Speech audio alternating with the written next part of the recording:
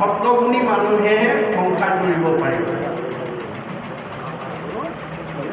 ঈশ্বৰে নকৰক, মই ইয়াত আছে বুলি কোৱা নাই দেই, মই উদাহৰণে দিছোঁ। আমাৰ কমগুণী মানুহবিলাকে সদায় ইন্দ্ৰিয় ভোগৰ কাৰণে ঈশ্বৰক প্ৰাৰ্থনা কৰে। যিবিলাক মানুহ, কিছুমান মানুহ মদ ভাং নেখালে থাকিব নোৱাৰে, তেওঁলোকে ৰাতিপুৱা সাৰ পাই হাত মুখ তেওঁলোকৰ ঠাইলৈ নিয়ে। ভাং খোৱা মানুহবিলাকেও এচিডিন খুৱাব আৰু ৰাতিপুৱাই কৈ দিয়ে আবেদন দিয়ে। আৰু মদ খোৱাজনে ক'ব প্ৰভু এগিলাচ খুৱাব আৰু ভগৱানে হ'ব ৰাতিপুৱাই যেতিয়া মোক দৰখাস্ত দিলি তোৰ অনুমোদন জনাই দিম। তই ভাতেই খাবলৈ নাপাবি, তোক এগিলাচ খুৱাবি। তই ভাতেই খাব নাপাবি, এচিডিন খাবলৈ পাবি। তই ভাতেই খাব নাপাবি, জুৱা খেলাৰ লগে নাপাবি।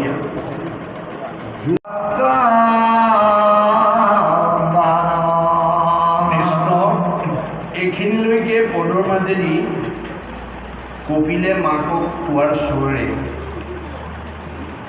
আমাক কি ক'ব বিচাৰিছে আমি ৰদবন্ধে আলোচনা কৰি যাম। যে তেওঁ কৈছে, মা মনশুদ্ধি আদি কৰি যতেক আশ্ৰয় সৎসংগ সবাৰো মোৰ জানিবা নিশ্চয়। তোমাৰ মনটো সংস্কাৰ কৰিবলৈ হ'লে, শুদ্ধ কৰিবলৈ হ'লে তুমি সাধু সংগলৈ যাব লাগিব। মা জীৱৰ দুৰ্ভেদ্যবাস সংগক কহয়, কিন্তু দুৰ্জনৰ সং তেজিব লাগে। যে সংগ দুখে দুৰ্ভেদ্যবাস অতিক্ৰম কৰিব পাৰে, এইটো সংগৰ শক্তি। কিন্তু মা তুমি ভাল হ'বলৈ হ'লে বেয়া সংগ ত্যাগ কৰিব লাগিব।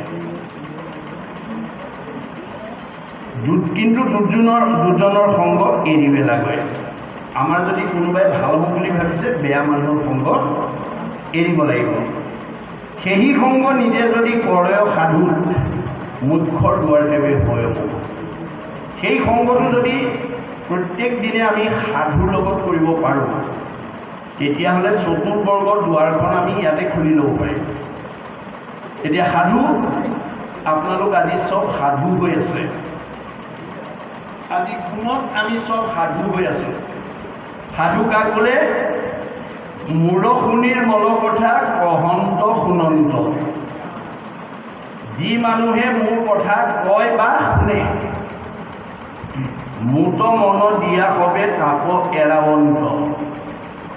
আৰু মুঠ মনোযোগ দি যি তাপৰ পৰা মুক্ত হ'ব পাৰে, তাকেহে বুলিও সাধু জানিবা আই। তাৰাৰ সংগক তুমি পাৰ্থিবা সদায়।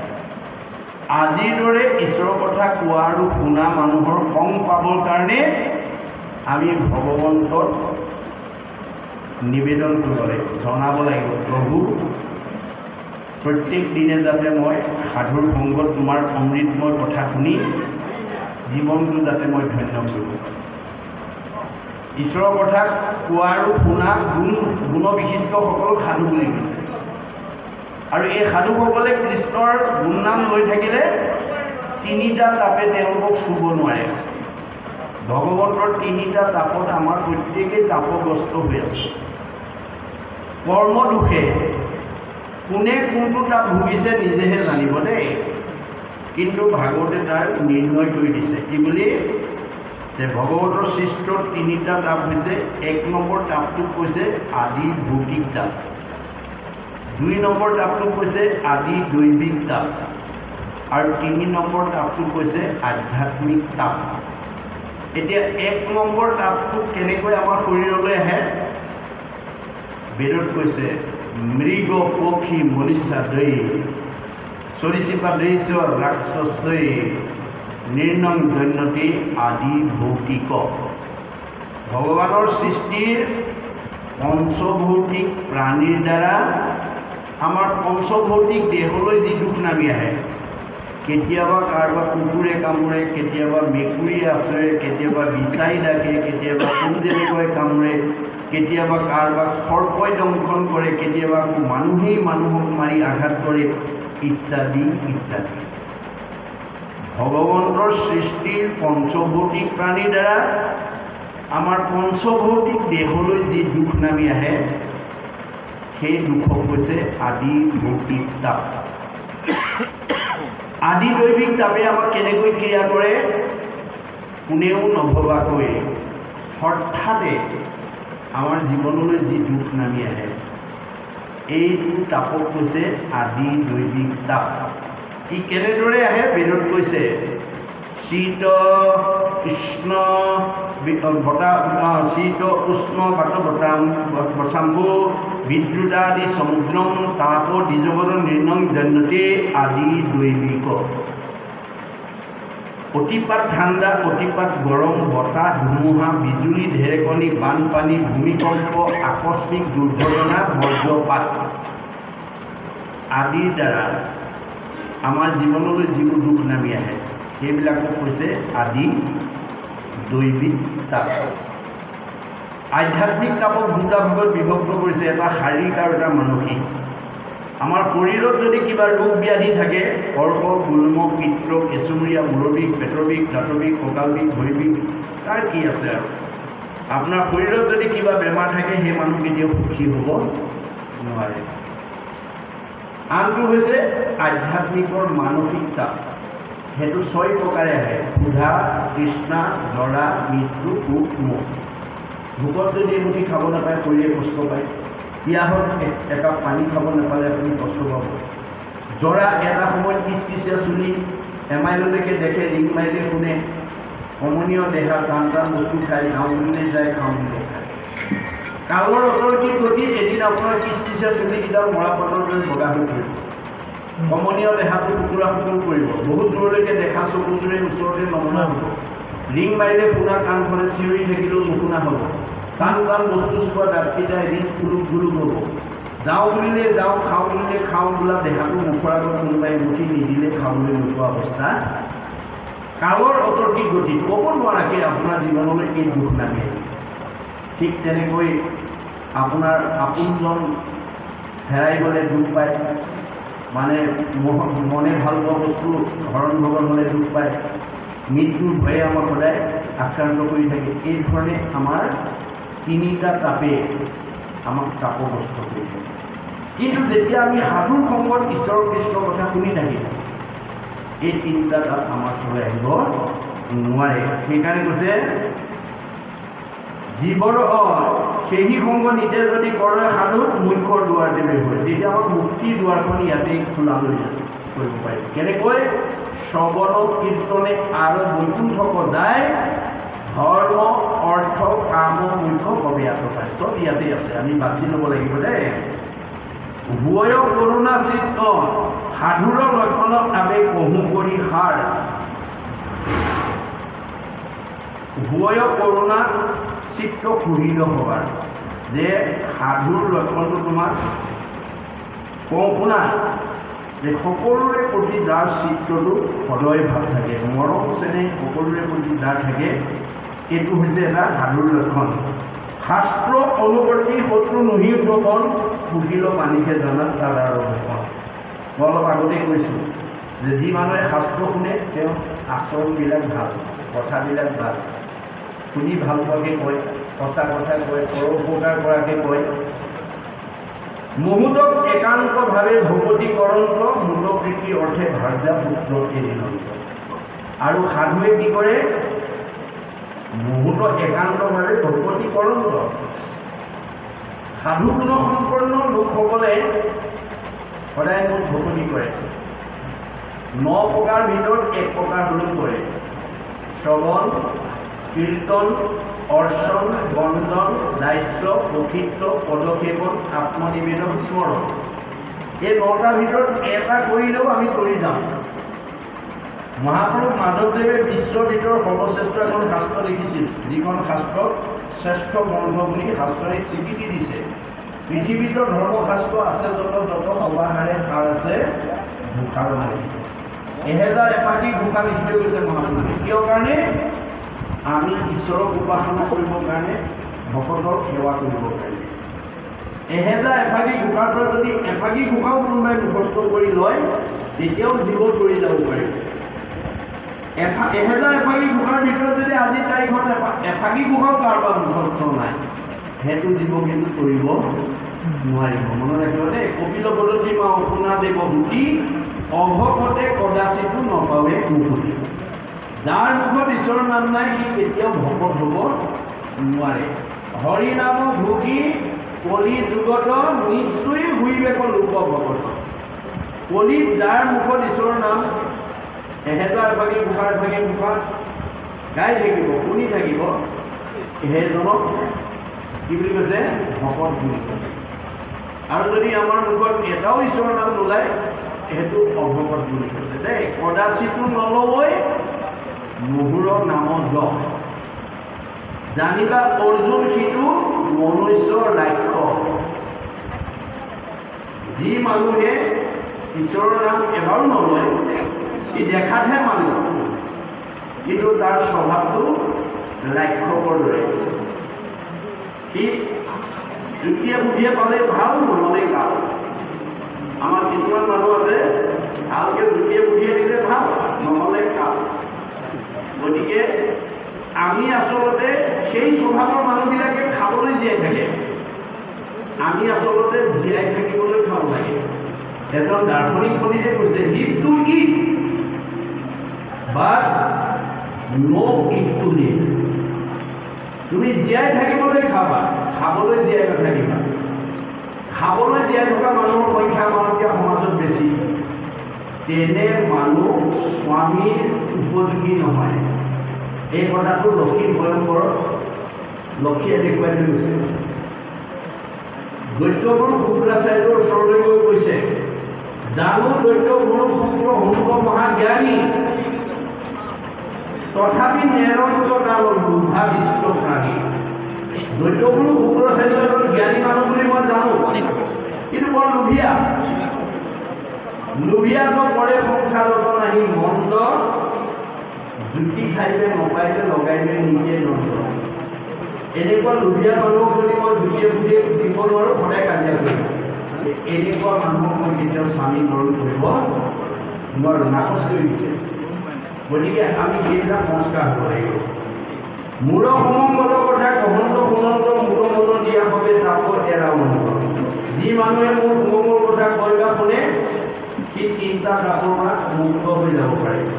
তাৰাকো বুলয় সাধু জানিবা আই, তাৰাৰ সংগত তুমি পাৰ্থিবা সদায়। এই গুণবিশিষ্ট মানুহৰ সান্নিধ্য পাবৰ কাৰণে আপুনি ৰাতিপুৱা শুই নাহি সাৰ পায়ে হাত দুখন তেওঁৰ ঠাইলৈ নি ক'ব, প্ৰভু তোমাৰ কৃপাত সাৰ পাই উঠিব।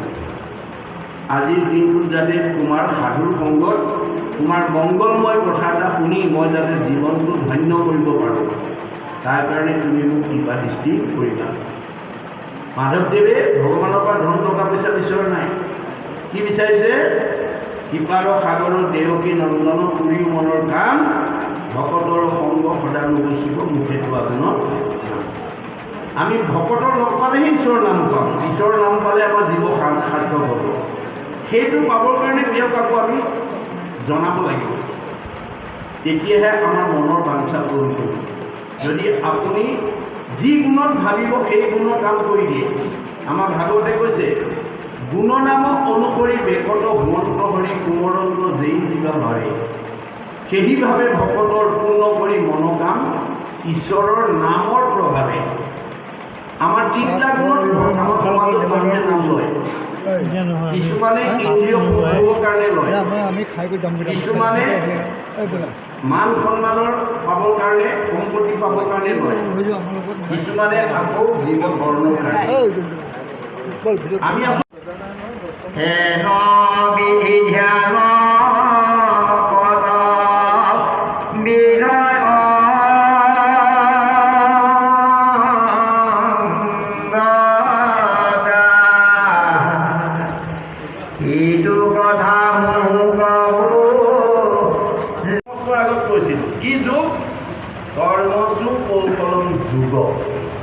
আজি আপোনালোকে যোগ কৰি আছে দেই, প্লাছ মাইনাছ নাই হোৱা। আজি আপোনালোকৰ প্লাছ হ'ব, যোগ। ঈশ্বৰৰ কথা শুনিলে যোগ হ'ব। গতিকে সৎকৰ্ম কৰিলে যোগ হ'ব। সেইকাৰণে আমাৰ সেই শৰীৰটো দিছে পৰোপকাৰায় ইদম শৰীৰম। আজি বাপৰ অনুষ্ঠানলৈ অহা ভকত বৈষ্ণৱক সেৱা শুশ্ৰূষা ধৰিবৰ কাৰণে যিসকল তেখেতৰ বংশ পৰিয়ালৰ সমাজৰ লোকে আহি সহায় কৰি দিছে, অলপ আত্মনিয়োগ কৰি দিছে, তেওঁলোকে আজি পুণ্যলৈ গুচি যাব। অনুষ্ঠান পাতিছে ডেকা বাবে, কিন্তু আপুনিও তাৰ পৰা পুণ্যলৈ যাব। তেখেতৰ গৃহলৈ অহা আলহীজন তেখেতে মাতি আনিব লাগে পদূলিবোৰৰ পৰা, বহুৱা বহি লাগে, কিন্তু তেখেত ভিতৰত ব্যস্ত হৈ আছে। আপুনি ভকত হিচাপে আপুনি আহি ৰৈ পেলাই দেখিলে বেলেগ নতুন ভকত এজন আহিছে, আপুনি গৃহস্থলৈ অপেক্ষা নকৰি তাক আহক আহক বুলি মাতি আনি আপুনি চকীখনৰ পৰা পথখনত বহুৱাই দিলে। গতিকে মানুহজনো সন্তুষ্ট হৈ গ'ল, আহি পোৱাৰ লগে লগে মাতি আনিলে, আনিব লাগিছিলে সেৱকীয়ে, আনিলে আপুনি, গতিকে আপুনি সেৱকীক উপকাৰ কৰা হৈ গ'ল, গতিকে আপোনাৰ পুণ্য। চাহকাপ তামোলখন সেৱকীয়ে দিব লাগে, কিন্তু আপুনি ভকত হিচাপে সেৱকীক সহায় কৰি তামোলৰ বঁটাখন আনি আপুনিয়ে ভকত দিছে, গতিকে সেৱকীক সহায় কৰা হ'ল, গতিকে আপোনাৰ পুণ্য লাগিব। আৰু এই শৰীৰটো সেইকাৰণে দিছে, মনত ৰাখিব কথা। সৰু প্ৰকাৰেও ইজন চৰি ন, আমি দৈনন্দিন জীৱনত যাতে পাৰিলে কাৰোবাক উপকাৰ কৰিব লাগে, কাকো হিংসা কৰিব। যত দেখা ভূত প্ৰাণী সবা আহাকে বিষ্ণু মানি হিংসা এৰি কৰা উপকাৰ। চবতে মই আছোঁ বুলি কৈছে ভগৱানে। তুমি কাক হিংসা কৰিবা? কুকুৰৰ চিগাৰেটৰ গডৰ গৰু আত্মাৰাম জানিয়া সবাকো কৰি কৰিবা প্ৰণাম। দেহটোহে কুকুৰ মেকুৰী শিয়াল গাহৰি, আত্মাৰ কুকুৰ মেকুৰী গাহৰি শিয়াল নাই। আৰু সেই দেহলৈ মই কৰ্মফলে লৈ যাম। তোমাক মানুহৰ জন্ম দিছোঁ মিলা প্ৰীতিয়ে থাকিবৰ কাৰণে, মৰম চেনেহৰ মানুহ থাকিবৰ কাৰণে, একতাৰ দোলেৰে বান্ধ খাই থাকিবৰ কাৰণে। তুমি যদি পৰিয়ালত কাজিয়া পেচাল কৰি থাকা, ককাই ভাইৰ মাজত, শাহু বোৱাৰীৰ মাজত, স্বামী স্ত্ৰীৰ মাজত, ওচৰ চুবুৰীয়াৰ মাজত যদি তুমি কাজিয়া কৰি থাকা, গতিকে জ্ঞাতি হিংসা কোনে কৰে? কুকুৰে। গতিকে তোমাক মানুহৰ জন্ম দিছিলোঁ মিলা প্ৰীতিয়ে থাকিব, তুমি কুকুৰৰ দৰে কাজিয়া কৰি থাকা, এইবাৰ একেবাৰে জেগাত দি দিম কিমান পৰা কৰি দিম। এই জন্মত কাজিয়া কৰা মানুহৰ জীৱবিলাক মানে কুকুৰৰ জন্ম ল'ব লাগিব। শাহু বোৱাৰী কাৰোবাৰ কাজিয়া কৰা স্বভাৱ আছে যে আজি ইয়াতে আহিব দেই, কৰিব পাৰিব, কিন্তু নহ'লে কুকুৰ জন্ম ল'ব লাগিব। না ভূপ সংখ্য দেখাৰ কাল গতৌ ভিতৰতে ৰবি অৱশ্যেব ভূতৈবম কৃত কৰ্ম স্বভাৱ। আপুনি যেনেকুৱা কাম কৰিব তেনেকুৱা ফল দিব, সীমা একেটাই। এজনে কুঁহিয়াৰ ৰুইছে, এজনে তিতা কেৰেলা ৰুইছে। কুঁহিয়াৰ ৰোৱাজনক কুঁহিয়াৰ ৰস খোৱা যদি ৰস খোৱা দেখি তিতা কেৰেলা ৰোৱাজনে যদি ভগৱানক কয় মোক কুঁহিয়াৰ ৰস অকণমান খোৱাব, পাৰিব নেকি? তেওঁ ৰুওঁতেই তিতা কেৰেলা ৰুইছে, তেওঁ তিতাই খাব লাগিব, তেওঁ কেতিয়াও কুঁহিয়াৰ ৰস খুৱাব।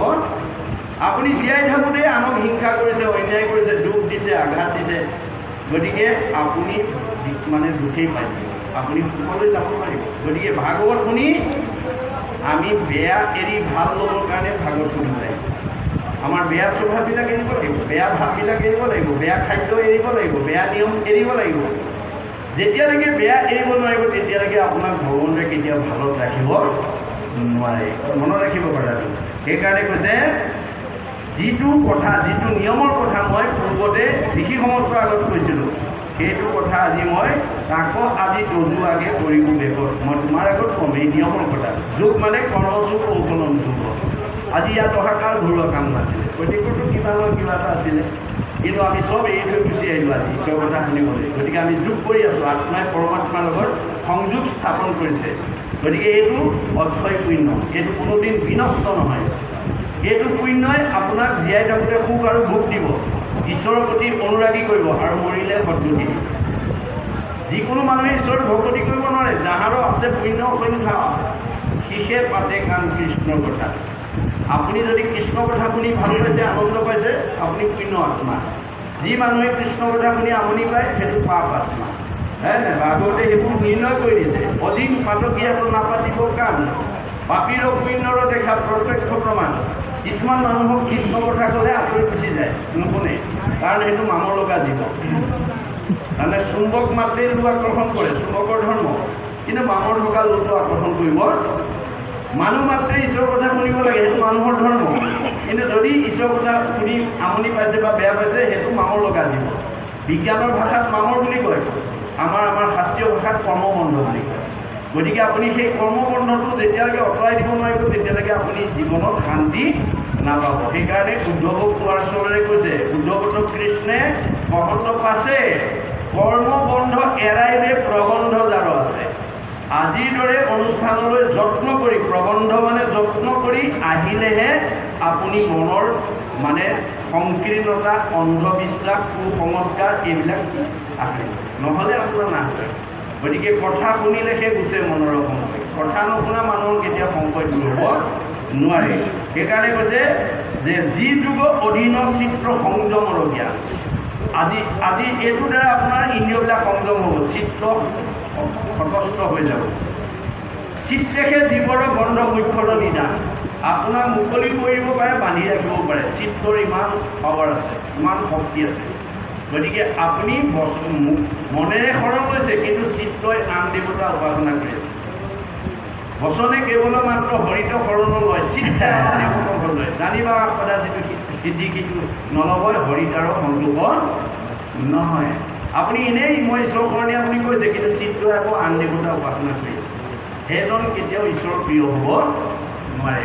গতিকে সেইজন কৰ্মবন্ধত বান্ধ খাই থাকিব লাগে, সি অহা যোৱা কৰি থাকিব লাগিব, অহা যোৱা কৰি থাকিব লাগিব, পুনৰবি জন্ম পুনৰবি। গতিকে চিত্ৰই আমাক বান্ধিবও পাৰে, খুলি দিবও পাৰে। গতিকে আপুনি চিত্ৰটো সংশোধন কৰিব লাগিব। কেতিয়া? মনোশুদ্ধি আদি কৰি যতে কোৱা আছে সৎসংগ সবাৰ গুণ জানিবা দিছে। আজিৰ দ্বাৰা সৎসংগলৈ নহালৈকে আপোনাৰ চিত্ৰ বা মন কেতিয়াও শুদ্ধ হ'ব নোৱাৰে। সেইকাৰণে কৈছে বিষয়ক আসক্ত হ'লে আতিবদ্ধ হয়। আপুনি যিমান বিষয়ৰ প্ৰতি আসক্ত হ'ব সিমানে বন্ধন হৈ থাকিব দেই। মনশুদ্ধ সেইটো ভক্তি বিনে আন নাই। আপোনাৰ মনটো পবিত্ৰ কৰিবলৈ হ'লে ভক্তি কৰিব লাগিব। ভক্তি মানে পোহৰ। পোহৰৰ ওচৰলৈ নহালৈকে আন্ধাৰ কেতিয়াও আঁতৰ হ'ব নোৱাৰে। গতিকে আমাৰ বিষয় চিন্তাবিলাক আন্ধাৰৰ লগত তুলনা কৰিছে। বিষয়তো আতি আসক্তি ভৈলা যাৰ কৃষ্ণক পাইবাৰত আশা নিৱৰ্তিলতা। আপুনি যদি ধন টকা পইচা গাড়ী মটৰ পকা ঘৰ দুৱাৰ ইন্দ্ৰিয় সুখ ভোগতকৈ ভাবি থাকে, তেতিয়া আৰু ঈশ্বৰত আপুনি ভুগতি কৰিব নোৱাৰিব। ঈশ্বৰৰ ভকতৰ সকলে আহিব নোৱাৰিব, ঈশ্বৰৰ কথা শুনিব নোৱাৰিব। ৰাতিপুৱা গধূলি ধূপ এডাল জ্বলাই গাটো ধুই পেলাই সেৱা এটা কৰিবলৈ আপোনাৰ সময় নাইকিয়া হৈ যাব। মনত ৰাখিব কথা। যাৰ মনটো বিষয়ৰ ফালে বেছি আগবাঢ়ি গ'ল সি ঈশ্বৰৰ পৰা আঁতৰি গ'ল। বিষয়তো আতি আসক্তি হ'লেও যাৰ কৃষ্ণক পাইবাৰত আশা নিৰ্ভৰশীলতা, সি আৰু কৃষ্ণক পাব নোৱাৰে, সি আৰু জীৱনত আনন্দ পাব নোৱাৰে, সি আৰু জীৱনত শান্তি পাব নোৱাৰে। কেনেকৈ?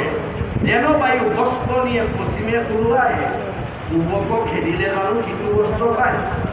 বতাহে আপোনাৰ কাপোৰখন পশ্চিম ফালে উৰুৱাই নিছে, সেই বস্ত্ৰখন পাবৰ কাৰণে যদি আপুনি পূবফালে দৌৰি থাকে, কোনোবা দিনা সেইখন বস্ত্ৰ পাব নেকি? নাপায়।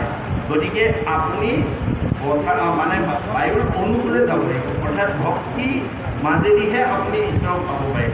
ভক্তি যদি হেৰি বিষয়ে গুৰুত্ব দিছে, নেৰি বেকৰ ধনে ধানে মানে আপত্তি, নাপাইবে উদ্ধাৰ সুখী যাইবে অধুগতি। যি মানুহে অকল ধন টকা পইচা সুখ ভোগৰ চিন্তাত আবদ্ধ হৈ থাকে, তাৰ মনটো বিষয়ৰ অধীন হৈ যায়। হয়নে নাই? আমাৰ বেদত কৈছে দায়ত বিষয়ান পুঞ্চ সংগস্পেশু প্ৰদায়তে সংজ্ঞাত সংজ্ঞায়তে কাম কামাত ঊৰ্ধ্ববিজায়তে ঊৰ্ধ্বাত ভগতি সন্মোহাত স্মৃতি বিভ্ৰম স্মৃতি ভংসাত বুধিনাশাত প্ৰণয়স্যতি। আপোনাৰ মনটো যেতিয়া বিষয়ৰ প্ৰতি আসক্ত হৈ যাব, লোভৰ বলি হৈ যাব, একো বস্তুৱে আপোনাক ঘূৰা নমৰা হ'ব। যত দিব্য ঘৰ বাৰী বস্ত্ৰ অলংকাৰ সবেও নুপুৰে মন এক লোভিয়া। লোভিয়া মানুহৰ মন কেতিয়াও সন্তুষ্ট নহয়, সি অসন্তুষ্ট হৈ থাকিব। অসন্তুষ্ট প্ৰাণীৰ নখন্দে মনৰ দুখ, তলুইকৰ লক্ষ্মী পাইলে নাহি তাৰ অসুখ। যাৰ মনটো অসন্তুষ্টীয়া, তলুইকৰ সম্পত্তিও তাক শান্তি দিব নোৱাৰে। এতিয়া উপায় কি হ'ব?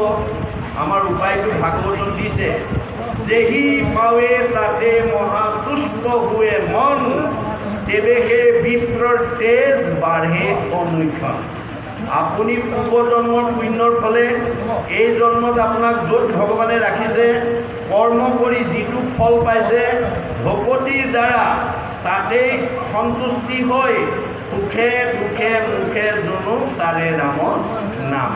সুখ দুখ সকলো সময়তে যদি ঈশ্বৰৰ নাম ল'ব পাৰে, তেজ মানে শক্তি, তেজ মানে প্ৰভাৱ, তেজ মানে চেহেৰা, তেজ মানে পৰমায়ু বাঢ়ি যাব। আৰু যদি আপুনি সন্তুষ্ট নহয়, তেতিয়াহ'লে আপোনাৰ সকলো বিনাশ হৈ যাব। সেইকাৰণে এজন ইংৰাজ দাৰ্শনিক পণ্ডিতে কৈছে we must concentrate as much as we get from God. ভগৱানে আমাক যিটো দিছে আমি তাতেই সন্তুষ্ট থাকিবলৈ শিকিব লাগে।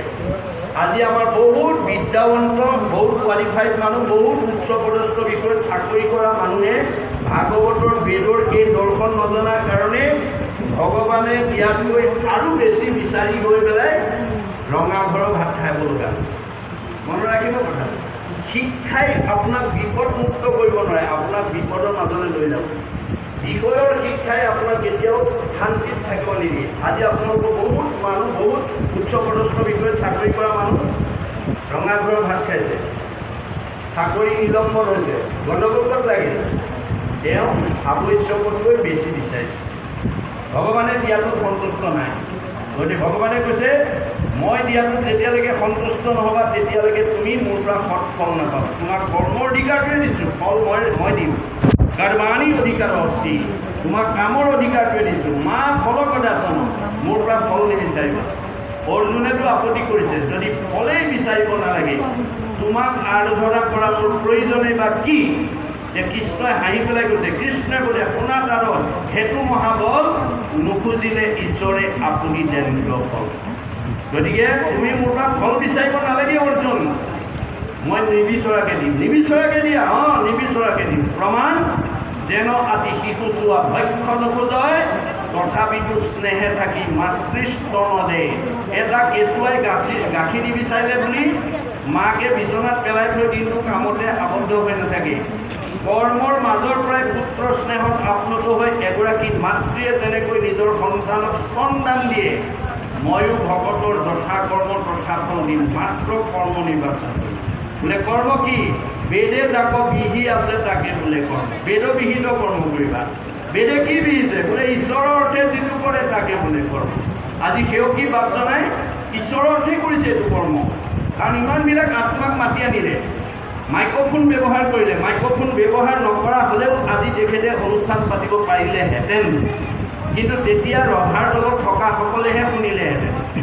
কিন্তু মাইক্ৰফোন ব্যৱহাৰ কৰি পইচা কেইটামান বেছি খৰচ কৰিছে, কিন্তু পুণ্যৰ মাত্ৰা তাতকৈ বহুত বাঢ়ি গৈছে। আমাৰ ভাগৱতে কৈছে একজনে যদি নাম ওচৰৈ কোনে মানে পাপ সবাৰো হয়।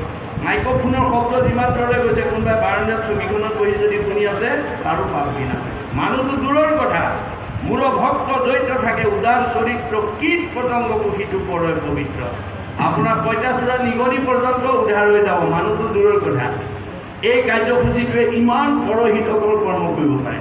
গতিকে সেই কথা আমি বাছি ল'ব লাগিব। আজি তেখেতৰ অনুষ্ঠানটোত যথেষ্ট পইচা খৰচ হ'ব, কিন্তু দেখাত খৰচ হ'ব, আচলতে জমা হ'ব। অৰ্থ আজি 12 কিঞ্চিত একো নাহি ফল, যদি নভজয় হৰি চৰণ কম। আমি অৰ্থ উপাৰ্জন কৰি যদি ঈশ্বৰৰ সেৱা কৰ্ম কৰিব নোৱাৰোঁ, ভাল কাম কৰিব নোৱাৰোঁ, সেই ধনৰ কোনো মূল্য নাই বুলি কৈছে। ভাগৱতে কৈছে, বেদে কৈছে, ভগৱানে কৈছে। বোলে কিয়? দুখ কৰি ধন ধান আৰ্জাজত মানে কৃষ্ণে এৰে যদি তাকো খাই মেলি। আপুনি যিমান টকা সংগ্ৰহ কৰি পাছবুকত জমা কৰি নাথক, কিম্বা যিদিনাখন দেহৰ পৰা কৃষ্ণ ওলাই যাব, আত্মা ওলাই যাব, সেইদিনা আমি ঘটি থৈ যোৱা ধনবিলাক আনি উলিয়াই উলিয়াই খাব। গতিকে গুৰুজনে আমাৰ প্ৰতি আহ্বান জনাইছে, ভাগৱতে আহ্বান জনাইছে কি বুলি? নিজ হস্তে অৰ্জি যদি উপজগন্নাথ কিছু ব্যয় কৰি হৰিৰ সেৱা। এই দুখন হাতেৰে তুমি যি উপাৰ্জন কৰিছা তাৰ কিবা এটা অংশ মোৰ কামত ব্যৱহাৰ কৰিবা। যিবা কিছু আছে ধন তেজা তাৰ মোহ মন, কিছু ব্যয় কৰা হৰি অৰ্থে। মই যি দিছোঁ তাতে মোহগ্ৰস্ত হৈ নাথাকিবা, তাৰ পৰা কিবা এটা অংশ মোৰ কামত ব্যৱহাৰ কৰিবা। তেতিয়া কি হ'ব? তেৱেকে ভকতি বাঢ়ে, মাধৱত প্ৰেম চৰে, তেৱে ধন নাযায় তাৰ ব্যৰ্থে। আজি অনুষ্ঠানটোত যদিও দেখাত খৰচ হৈছে, আচলতে জমা হৈছে। কেনেকৈ? বোলে এক গুণ লগাইলে অনন্ত গুণ হয়, নাজানি মুগুদ হবে ধন সাঞ্চিত হয়। মোৰ কামত এগুণ লগালে মই অনন্ত গুণ দি দিওঁ, এই কথাটো নজনাবিলাকে মোৰ কামত ব্যৱহাৰ কৰিবলৈ নিবিচাৰে। যাৰ কাৰণে আমাৰ বুঢ়াসকলৰ এটা আপ্তবাণী আছে, শাকত নেখাই লোন, পিটিকাত যায় 3 গুণ। ভাল কামত খৰচ কৰিব নিবিচাৰে, বেয়া কামত বহুত খৰচ কৰে। ভগৱানে কৈছে তুমি দুহাতেহে দিছা, মই যদি তোমাৰ কামত সন্তুষ্ট হৈ 4 হাতে দিওঁ তুমি কিমান চপাবা? আৰু তোমাৰ কামত যদি বিতুষ্ট হৈ মই 4 হাতে লৈ যাওঁ তুমি 2 হাতে কিমান ৰাখিবা? এই কথা বুজি তোমালোকে সৎ কাম কৰিবলৈ আগবাঢ়ি আহিবা, তেতিয়াহে মোৰ প্ৰিয় হ'ব পাৰিবা। যে মোৰ কামৰ প্ৰতি যাৰ আস্থা নাই, মোৰ প্ৰতি যাৰ ভক্ত নাই, সেইজন মোৰ কেতিয়াও প্ৰিয় হ'ব নোৱাৰে। মই কাক ভাল পাওঁ? যিজনে মোৰ নাম লয়। মই কাৰ লগত থাকোঁ? যিটো নামলৈ হৰিদাৰ হয়। ই কোনো ৰহস্য কৰে। ভগৱানৰ নাম যি ল'ব ভগৱান তাৰ লগত থাকিব, ভগৱান যাৰ লগত থাকিব তাৰ কোনো দুৰ্লভ থাকিব নোৱাৰে। কোনৰো দুৰ্লভ আছে? হৰি সুপ্ৰসন্ন। গতিকে আমি যাতে নিজৰ লগতে ল'ৰা ছোৱালী পৰিয়ালবৰ্গক ঈশ্বৰৰ প্ৰিয় হোৱাৰ শিক্ষা যাতে আমি দিব পাৰোঁ, তাৰ প্ৰতি আমাৰ সচেতন অভিভাৱকসকলে গুৰুত্ব দিব লাগিব। আপুনি পুথিগত ডিগ্ৰী দিলেই নহ'ব, তাৰ লগত আধ্যাত্মিক আৰু নৈতিক শিক্ষা দিব লাগিব। যিটো কথা ৰামায়ণত জনক ৰজাই দেখুৱাই থৈ গৈছে। জনক ৰজাই সীতাক শ্ৰীৰামচন্দ্ৰলৈ বিয়া দি বিদায়ৰ সময়ত কৈছে, আই সীতা, তুমি মোৰ জুনিজাত সন্তান নোহোৱা, তোমাক মই যজ্ঞভূমিত লাভ কৰিছোঁ। যদিও যজ্ঞভূমিত লাভ কৰিছোঁ, তুমি পিতৃ মাতৃৰ অতি মৰমৰ, অতি স্নেহৰ, অতি আদৰৰ। অজনিকা তোমাকো লভিলোঁ যজ্ঞভূমি, পিতৃৰ মাতৃৰ প্ৰিয়তম জীও তুমি। তোমাক যদিও যজ্ঞভূমিত পাইছোঁ, তুমি পিতৃ মাতৃ এজনী মৰমৰ ছোৱালী। ত্ৰিভুৱনৰ নিৰূপমা তুমি মহাসতী, পৰম দুৰ্লভ আতি লভিলা সুপতি। তুমি ত্ৰিভুৱনৰ ভিতৰত এজনী ধুনীয়া ছোৱালী আৰু এজন ধুনীয়া স্বামী তুমি সান্নিধ্য পালা। আই সীতা, স্বামীৰ সান্নিধ্য পালেই নহ'ব, তোমাৰ দায়িত্ব আৰু কৰ্তব্য আছে। কি? সতী স্ত্ৰী সকলৰ স্বামীকে ভূষণ, কদাচিতো নলংঘিবা স্বামীৰ বচন। তুমি সতী তিৰোতা হিচাপে তোমাৰ প্ৰথম অলংকাৰ হ'ব স্বামী ভক্তি। স্বামীৰ বাক্য কেতিয়াও উলংঘা নকৰিবা। স্বামীক নুসুধাকৈ কলৈকো নাযাবা। স্বামীৰ মনত আঘাত হনাকৈ বাক্য নিক্ষেপ নকৰিবা।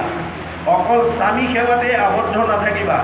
একচিত্তে সেৱা কৰি বাহা সৰ্বক্ষণে, কৰিবা শুশ্ৰূষা কবু সাপুৰ চৰণে।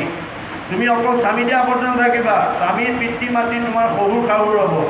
শহুৰ শাহুৰ থাকিলে তেওঁলোককো যথোচিতভাৱে শ্ৰদ্ধা ভক্তি মৰম চেনেহ কৰিবা। অকল তাতেই সীমাবদ্ধ নাৰাখিবা। নকৰিবা অৱহেলা দেউৰ হ'ব, কৰিবাহা দয়া আতি সমস্ত জনক। ঘৰত থকা দেউৰ ননন্দী জেঠাল বৰ্জনাকে প্ৰমুখ্য কৰি যিমান পৰিয়ালবৰ্গ থাকে সকলোকে তুমি যথোচিতভাৱে শ্ৰদ্ধা ভক্তি মৰম চেনেহ কৰিবা। তেতিয়া কি হ'ব? তেৱেতো শুদ্ধ যশ বাঢ়িব সংসাৰে, ইহপৰ লোকে সুখ মিলিব তোমাৰে। তেতিয়া তোমাৰ আচৰণ ব্যৱহাৰ মৰম স্নেহত পৰিয়ালটো সন্তুষ্ট হৈ সমাজত এজনী ভাল বোৱাৰী পালোঁ বুলি তোমাক প্ৰশংসা কৰিব। আৰু ভাল বুলি ক'লে তুমি জীয়াই থাকোঁতে শান্তি পাবা, মৰিলে পাবা। যাৰ কাৰণে জৱাহৰলাল নেহৰুৱে এটা কি কৈছে? If you educate a boy, you educate individual only. If you educate a girl, you educate the entire family. আমি এটা ল'ৰাক শিক্ষা দিলে ব্যক্তিগত শিক্ষা দিয়া হ'ব, কিন্তু এজনী ছোৱালীক যদি শিক্ষা দিওঁ গোটেই পৰিয়ালটোৰ কাৰণে উপকাৰ হয়। গতিকে আমাৰ আইসকলক যিমান ভক্তিমুখী কৰিব, সিমান আমাৰ পৰিয়াল, ঘৰ, সমাজ আমাৰ উত্তৰণ হৈ থাকিব। গতিকে আমি এইটো এটা শুভ লক্ষণ আমাৰ এতিয়া দেখিবলৈ পোৱা গৈছে। অসমৰ শদিয়াৰ পৰা ধুবুৰীলৈকে বিভিন্ন ডিষ্ট্ৰিক্টত আপুনি যদি এতিয়া ধৰ্মালোচনী সভা, ভাগৱত পাঠ ব্যাখ্যা বা সামাজিক অনুষ্ঠান চাই, পুৰুষতকৈ মহিলাৰ উপস্থিতিটো বেছি হৈ আছে। এইটো বহুত ভাল লক্ষণ হৈছে। ঋগ্বেদত কৈছে ন গৃহম গৃহম ইতি আহু গৃহিণী গৃহম উচ্যতে তয়াহি স্বহিতা সৰ্বান পুৰুষায়ন সমস্তুতে। যিখন ঘৰৰ আইসকল ঈশ্বৰমুখী হ'ব, তেওঁলোক নিজেতো উদ্ধাৰ হ'বই, সেইখন ঘৰৰ সকলো পুৰুষৰ শত্ৰুত্বক সাধন কৰিব। যিসকলক গৃহত আইসকলে পুৱা গধূলি ঘৰ দুৱাৰ সাৰি পুচি পৰিষ্কাৰ কৰি ধূপ ধূনা জ্বলাই ঈশ্বৰ উপাসনা কৰিব, তেওঁ নিজেতো কৰিবই, সেই সকলো পুৰুষৰ শত্ৰুত্বক সাধন কৰিব। আৰু যিসকল গৃহৰ আইসকলে সেই কথা বুজি নাপায়, ঈশ্বৰ উপাসনা কৰাৰ সময়ত অন্যমনস্ক হৈ থাকিব, মোবাইল টিপি থাকিব, টিভি চাই থাকিব, গ্ৰাম্য কথা পাতি থাকিব। মহাভাৰতত কৈছে জৈশ্য ভাজা গৃহে নাস্তি সাধিসা কুইনচাৰিতা অৰণ্যং তেন গন্তব্যং যথা অৰণ্যং তথা গৃহম। আইসকলে ইচ্ছা কৰিলে ঘৰ গুচি বৈকুণ্ঠলৈ ৰূপান্তৰ কৰিব পাৰে, আৰু ইচ্ছা কৰিলে ঘৰ গুচি বাহতল কৰিব পাৰে। আইসকলৰ ইমান ক্ষমতা আছে, কিন্তু আমি বাহতল হোৱাটো কোনেও নিবিচাৰোঁ, আমি বৈকুণ্ঠ হোৱাটো বিচাৰোঁ। বৈকুণ্ঠক লৈ আমাৰ ঘৰখন পৰিয়ালটো উত্তৰণ কৰিবলৈ হ'লে মহিয়সী নাৰীসকলৰ আদৰ কৰি আমি আইসকলক গঢ়ি তুলিব লাগিব। যাৰ কাৰণে সৌ সিদিনা গুৰুজনৰ দিনত ৰাধিকা সতীয়ে সতীত্ব গুণৰ প্ৰথম অন্যতম বৈশিষ্ট্য হিচাপে দাঙি ধৰি কৈছিল কি বুলি, গুৰুদেৱ মোৰ সতীত্ব গুণৰ অন্যতম বৈশিষ্ট্য হৈছে অপ্ৰাতকে উঠিয়া কৰোঁ গৃহ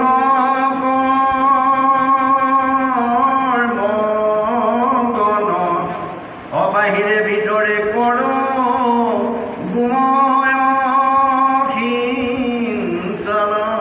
ৰাতিপুৱা সোনকালে উঠি ঘৰ দুৱাৰ সাৰি মচি পৰিষ্কাৰ পৰিচ্ছন্ন কৰি গুৰুগিৰি মচি কাচি ধূপ ধূনা জ্বলাই ঈশ্বৰ উপাসনা কৰি ঘৰখন প্ৰদূষণমুক্ত আৰু পুৱাৰ সৌৰ শক্তি আহৰণ কৰি সৃজনী শক্তি মই অটুট ৰাখোঁ।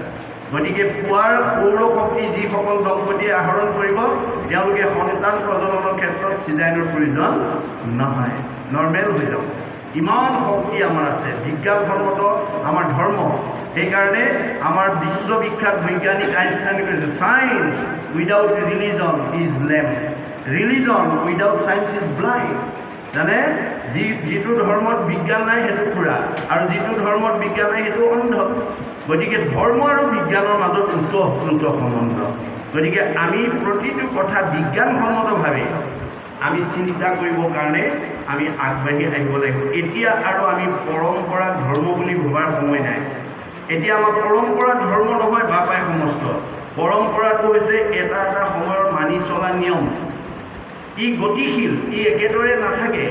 সময় গতিশীল, যুগ গতিশীল, জীৱন গতিশীল, সভ্যতা গতিশীল, জগত গতিশীল, ধৰ্ম গতিশীল, নীতি নিয়মো গতিশীল, একেদৰে নাথাকে, ই গতি কৰি থাকে। গতিকে আমাৰ যুগ অনুপাতে ধৰ্ম আচৰণ কৰিব লাগিব, নহ'লে আমি কেতিয়াও উদ্ধাৰ হ'ব নোৱাৰোঁ। এই কথা মাধৱ পুৰুষে অকল অসমৰ মানুহকেইটাৰ কাৰণে কোৱা নাই, সংঘ অনাসংঘ সত্ৰীয়া বামুণীয়াৰ কাৰণে কোৱা নাই, বিশ্ব মানৱৰ কাৰণে কৈছে। মিনতি বচন গুৰু সৰ্বজন শুনিও শাস্ত্ৰৰ মৰ্ম, আপোন কুশল চোৱা যেবে তেবে নেৰিবাহা যুগ ধৰ্ম। কাৰণ ভগৱন্তই প্ৰতি যুগে যুগে অৱতাৰ ধাৰণ কৰি যুগ নিয়ম প্ৰচাৰ কৰি থৈ গৈছে। তেওঁ কি কাৰণে আহে? যদা যদা হি ধৰ্মস্য গ্লানি ভৱতি ভাৰত অদ্ভুত স্থানম অধৰ্মস্য তদাত্মানম শ্ৰীদম হম পৰিত্ৰাণায় সাধুনাম বিনাশায় দুষ্কৃতাম ধৰ্ম সংস্থাপনাৰ্থে সম্ভৱামী যুগে যুগে। যুগে যুগে আহি আছে, আহি থাকিব। দুষ্টক দমন শান্তক পালন কৰিব, দুষ্কৃতি বিনাশ কৰি সংস্কৃতি প্ৰতিষ্ঠা কৰিব। গতিকে শংকৰদেৱৰ আগমুহূৰ্তত প্ৰাক শংকৰী যুগত মানুহে ধৰ্মৰ নামত মানুহ বলি দিবলৈও কুণ্ঠাবোধ কৰা নাছিল। তেনে এটা মুহূৰ্তত শংকৰদেৱ আৱিৰ্ভাৱ হৈ জগতৰ লোকসকলক ক'লে, সেই জগতৰ লোকসকল মানে বিশেষকৈ অসমৰ চাৰিওফালে চাই তেওঁ এটা দেখা পালে যে অসমত বিভিন্ন জাতি জনগোষ্ঠীৰ মানুহৰ বাসস্থান। এই সকলোবিলাক ঈশ্বৰৰ অমৃতৰ সন্তান। এওঁলোকৰ মাজত যদি মই এই আধ্যাত্মিক জ্ঞান ফিৰি যাব নোৱাৰোঁ, এওঁলোক ভৱিষ্যতে কেতিয়াও একতাৰ দৰে বান্ধ খাই থাকিব নোৱাৰিব। সেইকাৰণে প্ৰথম এই নীতিটো সংস্কাৰ কৰিবৰ কাৰণে তেওঁ কেনেধৰণে পদ্ধতি লৈছিল, প্ৰথম স্কন্ধ ভাগৱতত উল্লেখ আছে। কিৰাত কছাৰী খাচী গাৰু মিৰি জগন কংক গোৱাল ধুবাজে তোৰক অসম লোক কুবাচ মেল চান্দাল আনু হব পাপী কৃষ্ণ সেৱ কৰ সংগত পবিত্ৰ হয় হৰিত একান্তে ভকতি কৰি বৈকুণ্ঠে পুৰুষে চলয়। আজি অনুষ্ঠানটোলৈ সকলো আহিব পাৰে, ইয়াৰ ওচৰ পাজৰৰ মানুহ। ইয়াত ঈশ্বৰৰ কথা শুনাত কোনো বাধা নাই, সকলো কৰি যাব পাৰে। এয়া মহাপুৰুষৰ দৰ্শন, আৰু আমি সকলো এক ঈশ্বৰৰ মুখত দিব। মানে আত্মা দৃষ্টিত আমি চব একেই, দেহৰহে পাৰ্থক্য আছে। দেহৰ কি আছে? মতা আছে, মাইকী আছে, বগা আছে, ক'লা আছে, ওখ আছে, চাপৰ আছে, শকত আছে, ক্ষীণ আছে, আপোন আছে, পৰ আছে, ছোট আছে, বড় আছে, এইবোৰ দেহৰ ধৰ্ম। আমাক মহাপুৰুষে দেহৰ ধৰ্ম এৰি আত্মা ধৰ্ম ল'বৰ কাৰণে কৈছে, কাৰণ দেহটো বিনাশী। আৰু দেহটো মই কেৱল চিনি পাবৰ কাৰণে সৃষ্টি কৰিছোঁ বুলি কৈছে। ভগৱানে কৈছে দেহটো মই চিনি পাবৰ কাৰণে সৃষ্টি কৰিছোঁ, আৰু দেহৰবিলাকৰ মই একোটা নাম দি থৈছোঁ। আমি দেহটো চাই কওঁ এইটো কুকুৰ, এইটো মেকুৰী, এইটো গাহৰি, এইটো ছাগলী। দেহটো চাই কওঁ এইজন মতা মানুহ, এইগৰাকী মাইকী মানুহ। আমি দেহটো চাইহে কওঁ। গতিকে দেহটো কেৱল চিনাক্তৰ কাৰণে দিছে, আৰু দেহৰ নাম এটা দি থৈছে, আমাৰ প্ৰত্যেকৰে নাম এটা দি থৈছে। নামটো কি কাৰণে দিছে?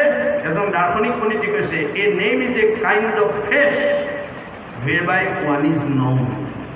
আমাৰ নামটো কিয় দিছে? চিনি পাব, এওঁ গোপাল, এওঁ মাধৱ, এওঁ কল্পনা, এওঁ মিনতী। আমাৰ নাম এটা আছে, নামটো আমাৰ চিনি পাবৰ কাৰণে দিছে। নামটো আত্মা নহয়, দেহটো আত্মা নহয়, মনত ৰাখিবা। যিদিনাখন আত্মা দেহৰ পৰা ওলাই যাব, সেই নামধাৰী দেহটো কাষ্ঠ যেন থাকিবে একো মাটিটো পুৰিয়া। আমাৰ নামধাৰী দেহটো মাটিত পৰি থাকিব, পুৰি পেলালে ছাই হ'ব, পুতি থ'লে পলু হ'ব, পেলাই দিলে ইষ্টা হৈ যাব। গতিকে তিনি ঠাইলৈ গুচি যাব। গতিকে আমি যাতে দেহৰ ধৰ্ম ল'ব লগা নহয়, আত্মা ধৰ্ম ল'ব লাগিব। মনত ৰাখিব দেই, আত্মা ধৰ্মৰ দৃষ্টিত আমি চব এক আত্মা, আমাৰ কোনো পাৰ্থক্য নাই। এই ভাৱনাৰে কৈয়ে আমি যাতে পৰিয়ালটো চলাব পাৰোঁ, সমাজখন চলাব পাৰোঁ। যিখন ঘৰৰ শাহুৱেকে আত্মা ধৰ্ম লৈ বোৱাৰীয়েকক নিজৰ ছোৱালী বুলি ভাবিব, আৰু যিখন ঘৰৰ বোৱাৰীজনীয়ে আত্মা ধৰ্ম লৈ শাহুৱেকক নিজৰ মাতৃ বুলি ভাবিব, সেইখন ঘৰত শাহু বোৱাৰী কোনোদিন মনোমালিন্য হ'ব নোৱাৰে। তাকে নকৰি যদি শাহুৱেকে দেহ ধৰ্ম লৈ বোৱাৰীয়েকক আমুকৰ জীয়েক বুলি ভাবিব, আৰু বোৱাৰীয়েকেও দেহ ধৰ্ম লৈ শাহুৱেকক আমুকৰ মাক বুলি ভাবিব, সেইদিনালৈকে শাহু বোৱাৰী মনোমালিন্য কোনোদিন দূৰ কৰিব নোৱাৰিব। এয়া গুৰুজনৰ ধৰ্ম। গতিকে আমি আত্মা দৃষ্টিৰে যেতিয়ালৈকে সমাজখন, পৰিয়ালটো, ওচৰ চুবুৰীয়াক যেতিয়ালৈকে আমি নিকা কৰিব নোৱাৰিম, তেতিয়ালৈকে আমি বিচৰা শান্তি নাপাম। সেইকাৰণে কৈছে যে ভক্তিহে কল্যাণৰ পথ কহিলো বুজায়। এই ভকতিয়েহে আমাৰ কল্যাণ আনিব, মংগল আনিব। ঈশ্বৰত চিত্তে দিলে মুকুত হয়। আমি যেতিয়া ঈশ্বৰত চিত অৰ্পণ কৰিম, তেতিয়া আমি জীৱন্ত মুক্ত হৈ যাম। আমি সকলোতে যেতিয়া তেওঁক দেখা পাম, বিষ্ণুময় দেখে যিটো সমস্ত জগত, জীৱন্ততে মুক্ত সিটো অচিৰ কাল। আপুনি এইখন গাঁৱতে বৈকুণ্ঠৰ ভোগ পাব, স্বৰ্গৰ ভোগ পাব, আৰু সেইটো যদি কৰি ল'ব নোৱাৰে নৰকৰ ভোগ পাব। গতিকে স্বৰ্গ নৰক যিটো পৰম মুকুতি, তিনি একতুল্য যাৰ হৰিত ভকতি। ঈশ্বৰৰ ভক্তি যাৰ থাকিব, সি বৈকুণ্ঠৰ ভোগ, স্বৰ্গৰ ভোগ ইয়াতে পাব। আৰু ঈশ্বৰত ভক্তি কৰা মানুহৰ শত্ৰু উৎপত্তি হ'ব নোৱাৰে, শাস্ত্ৰ শুনা মানুহৰ শত্ৰু উৎপত্তি হ'ব নোৱাৰে। ভাগৱতে কৈছে, শাস্ত্ৰ অনুবৰ্তী শত্ৰু দুহিত পাব। যি মানুহে শাস্ত্ৰ শুনে আৰু পঢ়ে আৰু বুজে, তাৰ কেতিয়াও শত্ৰু থাকিব নোৱাৰে। কিয়? তেওঁ ব্যৱহাৰ কৰিব জানে। শাস্ত্ৰ শুনা মানুহে, শাস্ত্ৰ পঢ়া মানুহে ব্যৱহাৰ কৰিব জানে। কেনেকৈ? সমানত মৈত্ৰী, উত্তমত সৎকাৰ, দৰিদ্ৰত দয়া কৰি বেক বাৰম্বাৰ। যি মানুহে তেওঁতকৈ বয়োজ্যেষ্ঠ বা জ্ঞানজ্যেষ্ঠজনক সন্মান কৰে, সমানজনক বন্ধু ব্যৱহাৰ কৰে, আৰু নিজ বা হীনজনক মৰমৰ চকুৰে চায়, সেইজনৰ কেতিয়াও শত্ৰু উৎপত্তি হ'ব নোৱাৰে। এতিয়া আজি আমাৰ সমাজত বহুত মানুহে শিক্ষা দীক্ষা আছে, মানে বিদ্যা আছে, বুদ্ধি আছে, জ্ঞান আছে, কিন্তু ব্যৱহাৰ কৰিব নাজানে। মানুহক কেনেকৈ ব্যৱহাৰ কৰিব লাগে, ব্যৱহাৰ নজনাৰ কাৰণে বহুত জ্ঞানী মানুহ, বহুত বিদ্যাৱন্ত মানুহ, বহুত ধনী মানুহকো মানুহে ভাল নাপায়। গতিকে ভাগৱত শুনি আমি যাতে ব্যৱহাৰ কৰিবলৈ শিকিব লাগিব। ব্যৱহাৰ নাজানিলে আপুনি যিমান বিদ্যাৱন্ত, ধনৱন্ত, শ্ৰীমন্ত নহওক, আপুনি কেতিয়াও সমাজৰ প্ৰিয় হ'ব নোৱাৰে। এইখিনিকে আমাক কৈছে। ইয়াৰ পিছত কি কৈছে? আমি মনটো সদাচাৰ কৰিব নোৱাৰাৰ কাৰণে আজি আমাৰ সমাজত বহুত মানুহ অকালতে জীৱন এৰিব লগা হৈছে। কিন্তু আপুনি নিয়ম মানিলে আয়ুস বঢ়াব পাৰিব। কেইবাজনো পুৰুষে আয়ুস বঢ়াই থৈ গৈছে। আমাৰ নাৰায়ণপুৰ বৰদলাত জন্মগ্ৰহণ কৰা, লখিমপুৰ বৰদলা